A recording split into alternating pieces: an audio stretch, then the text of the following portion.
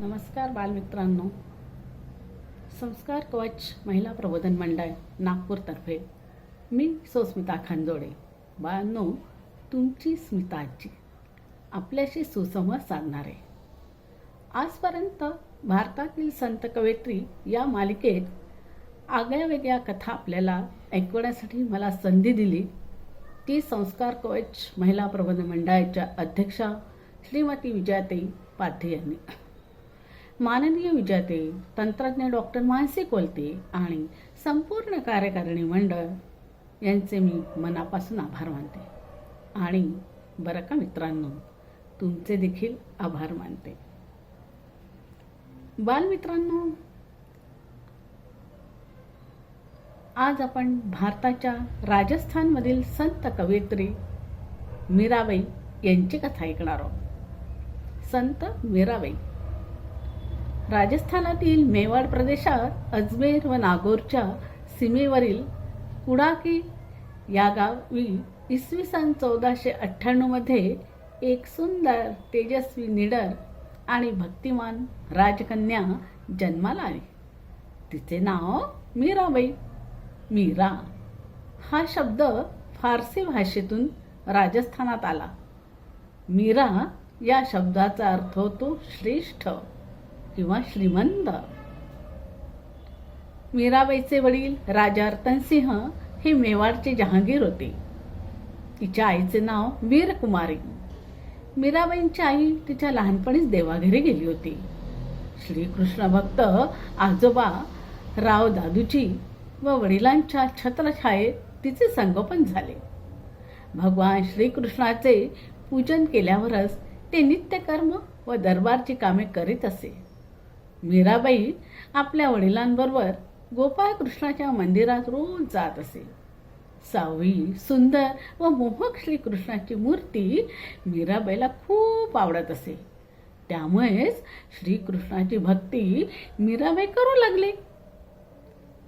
मीराबाई लहान असताना तिच्या आजोबांकडून तिला एक सुंदर श्रीकृष्णाची मूर्ती भेट मिळाली. राजघराण्यात जन्म झाला असूनही मीराबाईचे मन कृष्ण भक्तीतच रमत असे. मीराबाई कृष्णमूर्तीची स्थापना आपल्या खोलीत केली. इतर मुली बाहुल्या खेळत, पण मीराबाई कृष्णाशी बोलायची. त्यासाठी भजनं म्हणायची, आरती करायची. तिने श्रीकृष्णाच्या त्या मूर्तीशी स्वतःचा विवाह लावला. तिचा सर्व वेळ कृष्णाच्या सेवेत जाऊ लागला. मीराबाई नेहमी म्हणायची, माझा खरा सखा, माझा रक्षक, माझा राजा, माझा श्रीकृष्ण. मीरा मोठी होत गेली तसे तिची श्रीकृष्ण भक्ती वाढू लागली. मोठ्या झालेल्या मीराबाईचा विवाह चित्तौडच्या राणा संगाचे थोरले राजपुत्र भोजराजशी इसवी सन 1516 मध्ये राणा रतनसिंहाने करून दिला. परंतु भगवान श्रीकृष्णाशी विवाह झाल्याचे मानणाऱ्या मीराबाईचे मन रमत नव्हते. विवाहानंतर इसवी सन 1521 मध्ये महाराणा संगा आणि दिल्लीचा मुघल बादशाह बाबर यांच्यामध्ये युद्ध सुरू झाले. इसवी सन 1527 मध्ये लढता लढता राणा संगा आणि युवराज भोजराज वीरगतीस पावले, शहीद झाले. लहान वयातच मीराबाईला वैधव्य आले. त्यानंतर ती तपस्विनीप्रमाणे राहून श्रीकृष्णाच्या भक्तीत रममाण झाली. ती भजने लिहू लागली. कृष्णावरचे, शिवशंकरावरचे, देवदेवतांवरचे ती भजनं लिहून गोड आवाजात गाऊ लागली. चंदन चावल बेल की पतियां शिवजी के माथे धरो रे, भोलानाथ दिगंबर हे दुःख मेरे हरो रे, दुःख मेरे हरो रे. चंदन, तांदूळ, बेलाचे पान, भगवान श्रीच्या मस्तकावर वाहत आहे. हे भोलेनाथ दिगंबरा, माझे सारे दुःख दूर करा. श्रीकृष्णावरील प्रगाढ भक्तीमुळे मीराबाई राजघराणे सोडून सामान्य लोकांमध्ये मिसळत असे. एका हातात वीणा आणि दुसऱ्या हातात चिपळ्या वाजवत मुखाने गिरिधराचे नाम घेत ती आनंदाने नाचत असे. पुढे मीराबाई कृष्ण भक्तीवरच भजन करू लागली. हे सारे काही राजघराण्याच्या विरुद्ध होते. राजघराण्यातल्या रूढी, राजकीय नियम आणि लोकांच्या टीका या सगळ्यांशी मीराबाई एकटीच लढत होती. तिला अनेक संकटांना सामोरे जावे लागले. कधी तिच्या भजनावर बंधने आणली, कधी तिला कृष्ण भक्तीपासून दूर करण्याचे प्रयत्न केले. सासरच्या माणसांनी तिच्या मार्गात निर्माण केलेल्या अडचणी ना मीराबाई डगमगली नाही. ती म्हणायची, शरीर संकटात सापडू शकतं, पण भक्ती नाही. वृंदावन में रास रचायो नाचत बाल मुकुंदा. वृंदावन में रास रचायो नाचत बाल मुकुंदा. मीरा के प्रभु गिरधर नागर काटो जम का फंदा. मीरा के प्रभु गिरधर नागर काटो जम का फंदा. वृंदावनमध्ये बालमुकुंद श्रीकृष्ण रासलीला रचत आहे, नाचत आहे. मीराबाई ज्या प्रभू गिरधर नागराची भक्ती करीत आहे, हे प्रभू माझ्यावर येणारे संकट दूर करो. मीराबाईंची कृष्ण भक्ती राजघराण्याच्या लोकांना पटत नसे. तिच्या पतीच्या निधनानंतर मीराबाईचे दीर विक्रमादित्य चित्तोडचे राजे झाले. राजवाड्यातून एकदा मीराबाईला दुधात विष टाकून ते पिण्यासाठी दिले.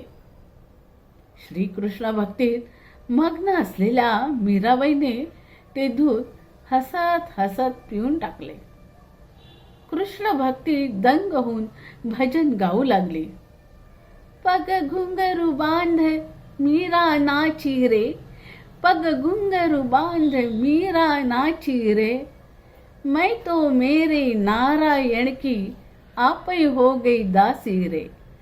मैं तो मेरे नारायण की आप ही हो गई दासी रे. मीरा के प्रभु गिरधर नागर सहज मिले अविनाश रे. पग घुंगरू बांध मीरा नाची रे. पग घुंगरू बांध मीरा नाची रे. जनतेला दाखवण्यासाठी भगवंताने श्रीकृष्ण मूर्तीचा कंठ निळा ठेवला. तेव्हा मात्र आणि मीराबाईला त्यांनी वाचविले. दुसऱ्यांदा त्यांना फुलांच्या टोपलीत साप लपवून ईश्वराने दिलेली भेट असल्याचे सांगितले. मीराबाईने टोपली उघडताच कृष्ण कृपेने सापाचा फुलांचा हार झाला.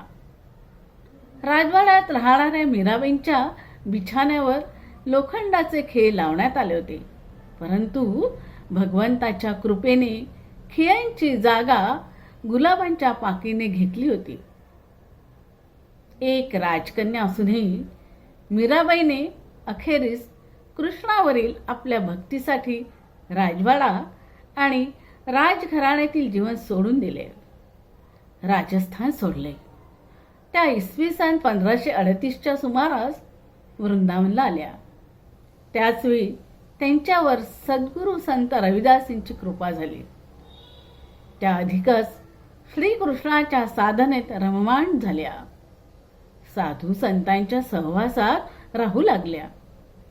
संपूर्ण उत्तर भारतात कृष्ण प्रीतीची भजने गात मीराबाई फिरल्या. त्या म्हणतात, मेरे तो गिरधर गोपाल दुसरं नो कोई. मेरे तो गिरधर गोपाल दुसरो तो नो कोई. मला गिरधर गोपाल शिवाय दुसरं कोणी नाहीच आहे. मीराबाई शब्दांनी नव्हे तर भजनांनी मन जिंकत असेल. तिच्या भजनात भक्ती, वेदना आणि आत्मविश्वासाचे गूढ मिश्रण असे. ती लोकांना सांगायची, भक्ती म्हणजे बळ, प्रेम म्हणजे सत्य, स्वातंत्र्य म्हणजे आत्म्याची उंच झेप. तिची भजनं फक्त देवावरची होती. मीराबाईंनी जवळपास 1300 भजनं राजस्थानी, ब्रज, गुजराती भाषेत लिहिली. साहित्य क्षेत्रामध्ये संत कवयित्री म्हणून मीराबाईचे अनन्य स्थान आहे. त्यांच्या भजनाचा प्रचार संपूर्ण भारतभर झाला. मीराबाईंचे पदे आजही भारताच्या कानाकोपऱ्यात गायल्या जातात. ती पदे लता मंगेशकर, आशा भोसले, अनुप जलोटा इत्यादी विविध प्रसिद्ध गायकांनी गायली आहेत. मीराबाईंची भजनं आपल्याला देवावर अतूट श्रद्धा ठेवायला सांगते. मीराबाई शेवटच्या काळात गुजरातेत इसवी सन 1543 साली आल्या. हा काळ त्यांचा अतिशय कष्टात गेला. इसवी सन 1547 साली द्वारकाधीशाच्या मूर्तीत संत कवयित्री मीराबाई विलीन झाल्या. मीराबाईचा शेवट आजही रहस्यमय मानला जातो. पण एक गोष्ट मात्र निश्चित आहे, तिच्या भक्तीची ज्योत आजही जगभर उजळत आहे.